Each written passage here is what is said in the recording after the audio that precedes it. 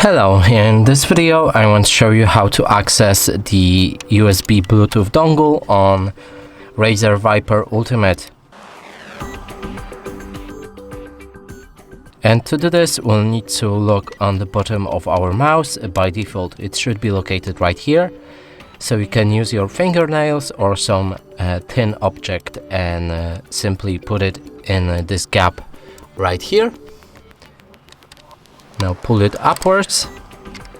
Inside there's a dongle. You can press right here to release it. Connect it to your PC, enable your mouse, and then you should be able to pair it with your PC. And that's it for this video. Hope you like it. Please consider subscribing to our channel, leave a like and a comment below.